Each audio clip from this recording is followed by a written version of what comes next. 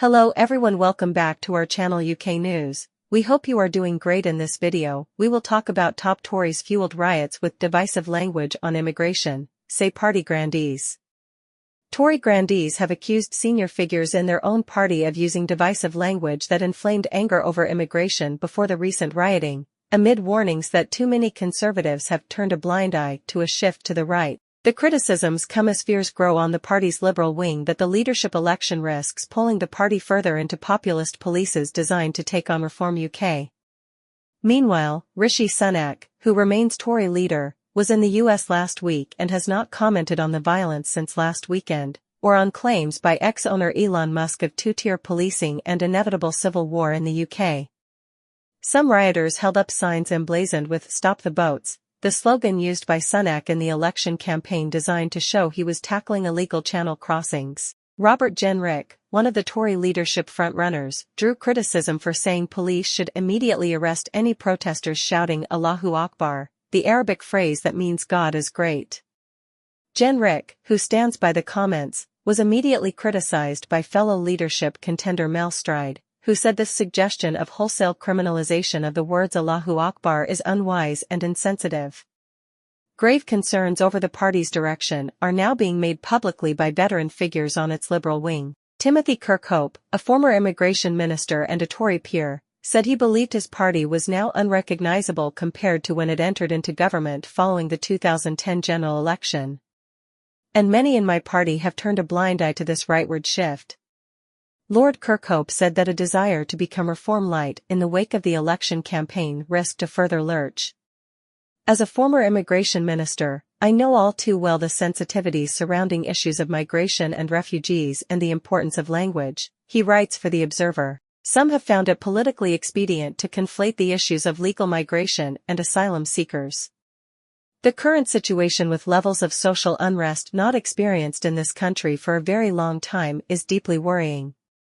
The role of divisive rhetoric, including by some from the previous administration, has certainly not helped the situation. "Stop the Boats" has been one of the riot chants, and that is a most unfortunate result. Kirkhope also issued a rallying cry for like-minded Conservatives to speak out. Any attempts to unite the right by morphing or merging the Conservative Party with Reform UK could not only undermine social cohesion, but also set my party on a path to an electoral defeat from which it might never recover, he warns. His intervention was echoed by Alastair Burt, a former Tory foreign minister. "Tempting though it is, seeking to reduce complex policy to a snappy slogan which appeals to a section of your supporters is not always successful and can backfire," he said. "And sometimes such tactics are positively dangerous, such as branding those who seek to use the law for a perfectly proper purpose with which you may disagree as lefty lawyers, and set in train a chain of events which makes attacking them or the law a target rather than dealing more effectively with serious issues while in government." Former Home Secretary and Tory leadership contender Priti Patel denounced lefty lawyers and do-gooders in a 2020 speech. This weekend, she also suggested that there was a perception of two-tier policing, which could undermine public confidence. The idea of two-tier policing, the claim that white working-class people are treated differently from those from ethnic minorities, has been dismissed as a myth by police. The offices of some immigration lawyers were among the plans shared online over the last week by the far right as possible locations for their rallies. The legal profession has been repeatedly targeted by the previous government for its supposed role in standing in the way of Tory attempts to tackle illegal crossings. Addressing the Tory leadership contenders, Burt called on them not to pander to divisive options, but instead to prove their competency, decent leadership and unity to an electorate who would demand those qualities.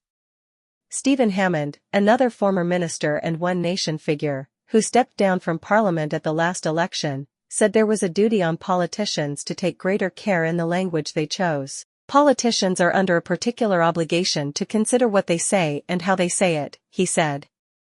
"Language is very important, and we also have to recognize the historical context of language as well, in terms of how it's been used previously to incite and inflame." Thanks for watching our video. Please hit the like button and subscribe the channel.